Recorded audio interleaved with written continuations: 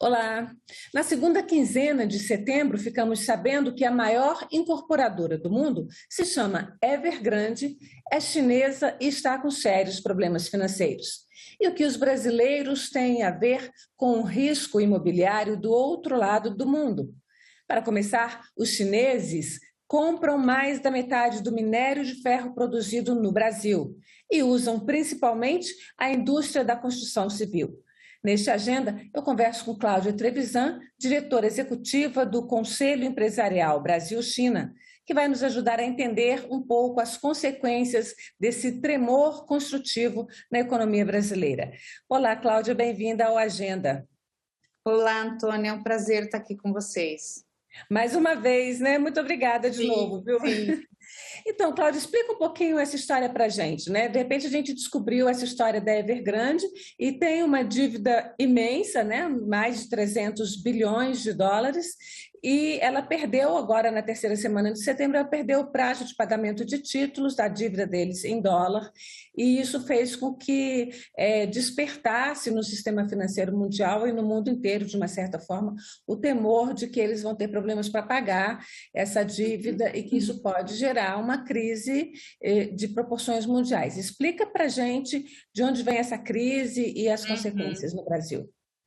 Tá. Primeiro, acho que a primeira coisa a se dizer é que é muito improvável que a Evergrande crie uma crise financeira mundial nos moldes do que foi a crise do Lehman Brothers em 2008.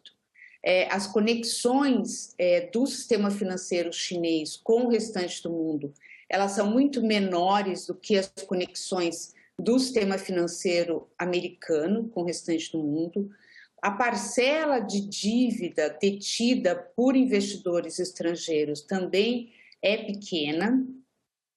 E o sistema financeiro chinês ele tem garantias muito boas, eles são muito conservadores nos empréstimos ao sistema imobiliário e tem garantias muito boas para as suas dívidas. E é bom dizer que o sistema financeiro chinês é basicamente estatal e é pouco provável que a gente veja algo que fuja do controle do governo, algo que seja totalmente como foi a Lehman Brothers, né, que literalmente, né, em um dia a empresa quebrou.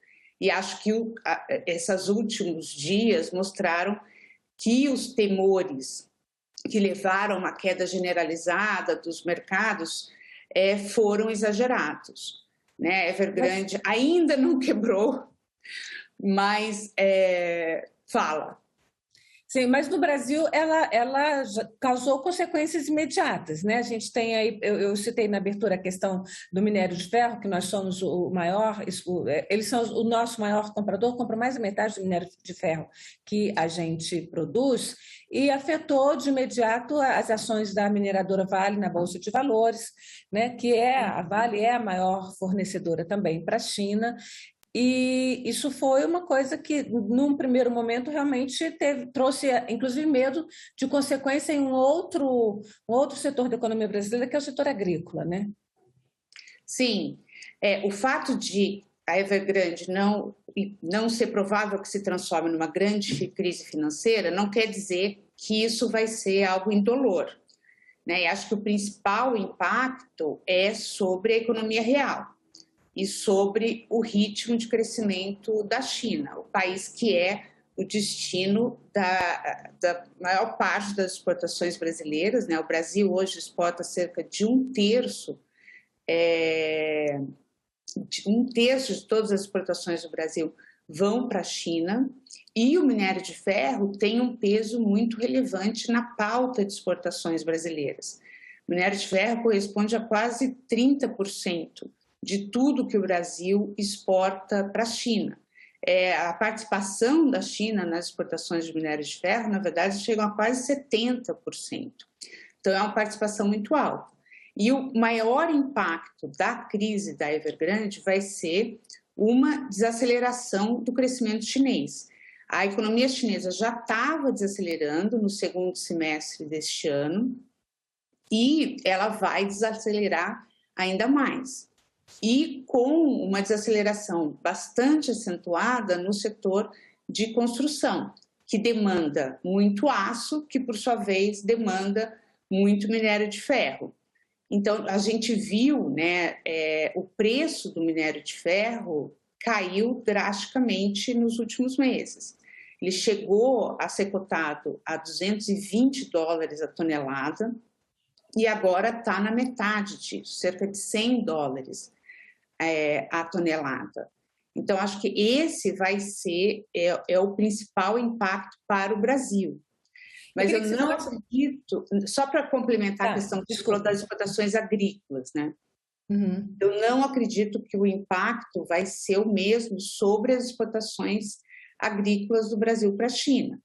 Mesmo com desaceleração, a economia da China está crescendo e a demanda por alimentos ela é muito menos elástica, né, do que a demanda por minério de ferro. Então, acho que o impacto vai ser diferente de acordo com o produto exportado pelo Brasil. E acho que o impacto vai ser muito menor nas exportações agrícolas.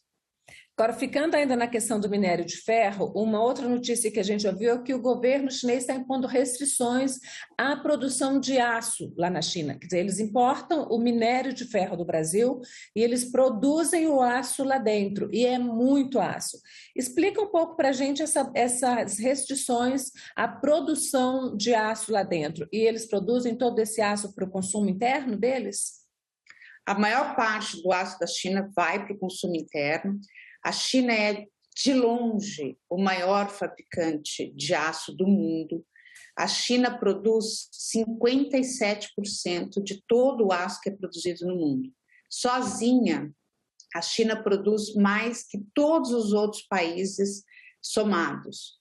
Em termos de quantidade, é cerca de 1 bilhão de toneladas de aço por ano. E a previsão, a estimativa do governo, é de que a China vai ter uma demanda neste ano de 1,1 bilhão de toneladas de aço.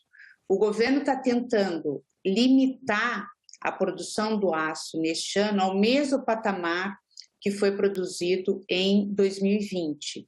E a principal razão disso são questões ambientais, né? A China anunciou no ano passado que vai perseguir a meta de zerar suas emissões líquidas de carbono até 2060 e chegar a um pico nessas emissões até 2030.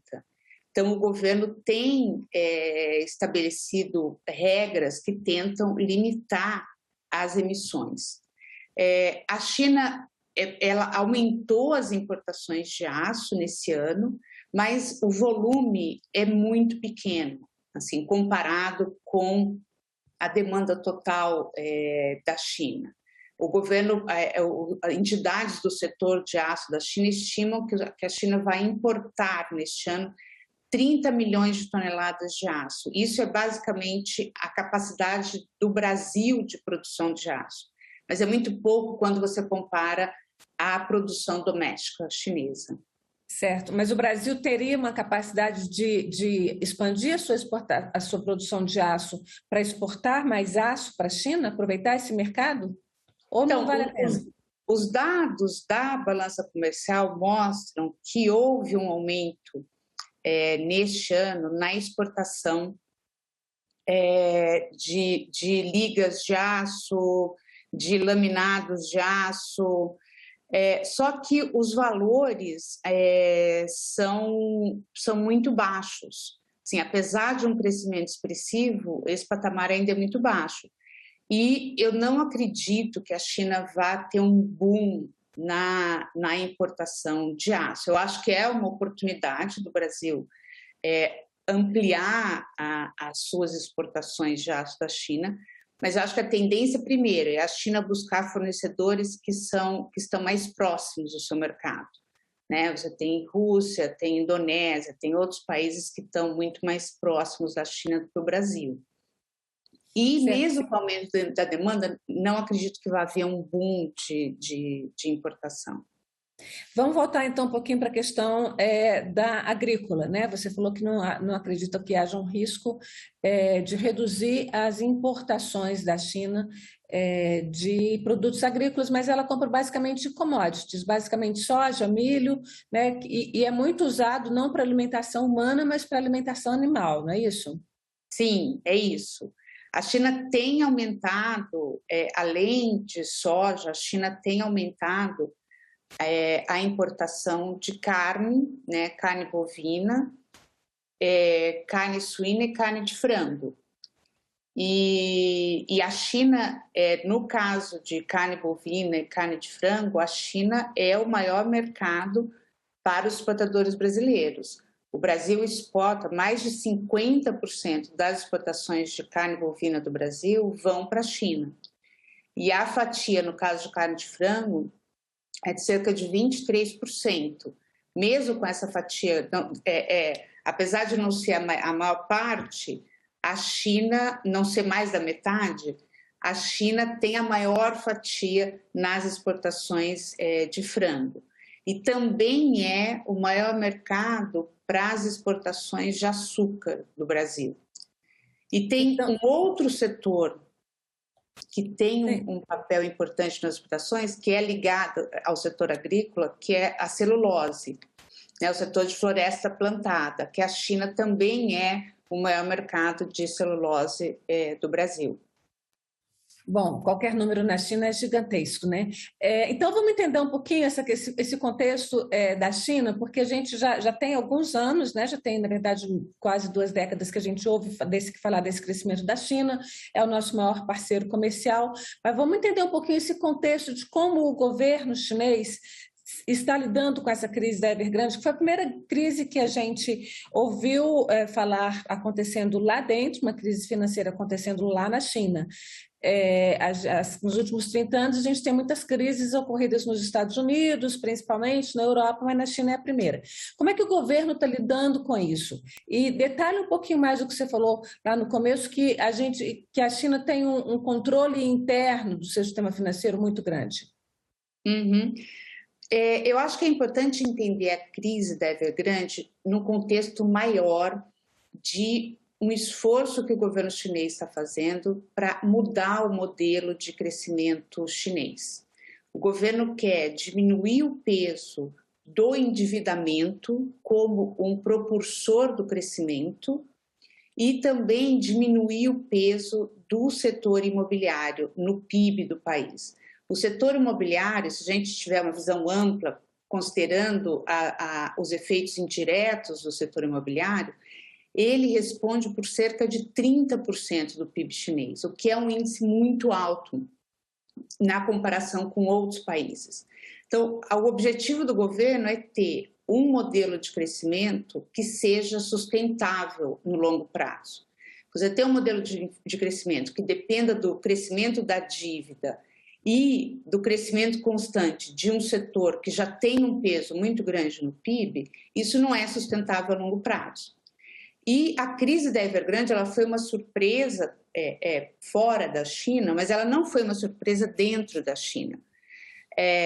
Há meses, os jornais chineses trazem matérias sobre o nível de endividamento da Evergrande e a crise, o estopim da crise foi a decisão do governo chinês de adotar uma série de regulações que restringiram a capacidade de endividamento das incorporadoras chinesas. Como a Evergrande é extremamente endividada, ela passou a ter dificuldade para captar recursos para rolar a sua dívida. E isso gerou essa crise de liquidez que a gente está vendo. Ela não está conseguindo dinheiro para pagar as dívidas que estão sendo vencidas. Então, os investidores estrangeiros estão investindo em empresas da China, estão investindo na economia, mas não estão atentos à realidade. Porque assim, o mundo inteiro ocidental foi pego de surpresa, né, por essa história. Sim. Mas essas regulações sobre o sistema imobiliário, elas foram adotadas no ano passado. Ou seja, os sinais de que a Evergrande iria ter dificuldades já estavam dados. Eu acho que a grande questão é até que ponto o governo chinês está disposto a ir. Porque todas essas medidas, a decisão de reduzir o grau de endividamento da China, reduzir o tamanho do setor imobiliário, eles têm um custo elevado em termos de crescimento econômico. Né? O objetivo nós vamos ter um menor crescimento econômico agora, para no longo prazo termos um crescimento econômico de melhor qualidade e que seja sustentável. Eu acho que a aposta do mercado ali, muitas vezes, é a de que o governo chinês, se houver uma desaceleração muito grande, vai voltar atrás em algumas das medidas que tomou e vai adotar medidas para sustentar o crescimento. E aí toda a questão, se o governo iria socorrer ou não a Evergrande. E muita gente achava que o governo iria socorrer a Evergrande. E aí se cria toda a questão do risco moral, né? De você apostar que vai ter um bailout e adotar uma postura menos cuidadosa no momento de fazer os seus investimentos. Alguns outros analistas também falam que o governo está trabalhando até no sentido de meio que diminuir o tamanho da Evergrande, mas não deixar ninguém no prejuízo lá dentro. Quer dizer, meio que fatiar a empresa até para diminuir um pouco esses oligopólios que acontecem, né? Parece que essa é uma característica do governo chinês.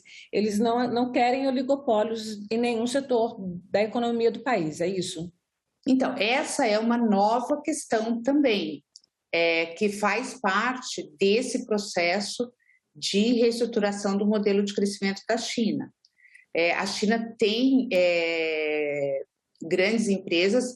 A China teve, né, quando houve a privatização, começaram as reformas econômicas na China, o governo se preocupou em não ter, por exemplo, monopólios estatais.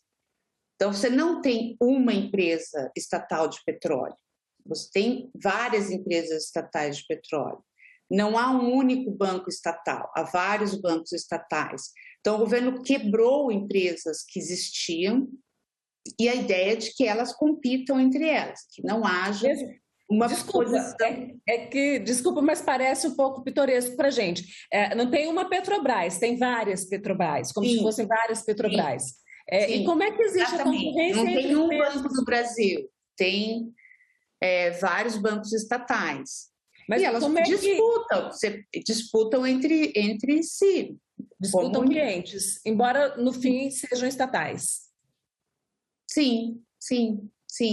E aí, nessa área da questão dos monopólios, uma coisa que a gente viu recentemente foi também, está tendo uma abundância de novas regulações na China.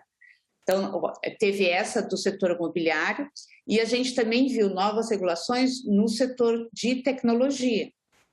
E a gente viu uma ofensiva ali do governo contra as grandes empresas de tecnologia, também com o intuito de reduzir a posição dominante que elas têm no mercado, combater medidas que reduzam a concorrência entre elas e abrir espaço para novas empresas emergentes de tecnologia. Então, há, sim, essa preocupação com relação à questão do oligopólio. No caso de diminuir o tamanho da Evergrande, eu acho que o governo quer diminuir o tamanho do setor imobiliário como um todo. Né? O setor imobiliário uma característica do setor imobiliário na China é que ele é um dos principais canais de investimentos das famílias chinesas. As famílias chinesas têm, isso está mudando, mas por anos elas praticamente não tinham opções de investir seu dinheiro. Então, muitas compravam imóveis na expectativa de que o preço dos imóveis iria continuar crescendo. E continuou crescendo. O preço dos imóveis na China hoje é altíssimo. A China, o preço dos imóveis na China é o quarto maior da Ásia. Só está atrás de Hong Kong, Japão e Singapura. E todos esses Então tem países... ainda um déficit grande de imóveis lá. Não, a China tem um dos maiores índices de propriedade de imóvel do mundo. Quase 90% das famílias chinesas têm um imóvel próprio. E cerca de 20% tem mais de um imóvel. Então, em 2017, o Xi Jinping, presidente da China, ele manifestou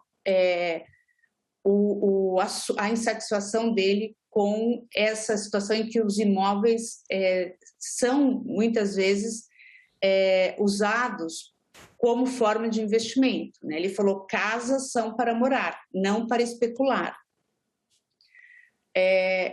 E há uma estimativa de que existem 90 milhões de imóveis vazios na China, né? Que foram, dá para populações inteiras de países ocuparem esses imóveis, né? Então,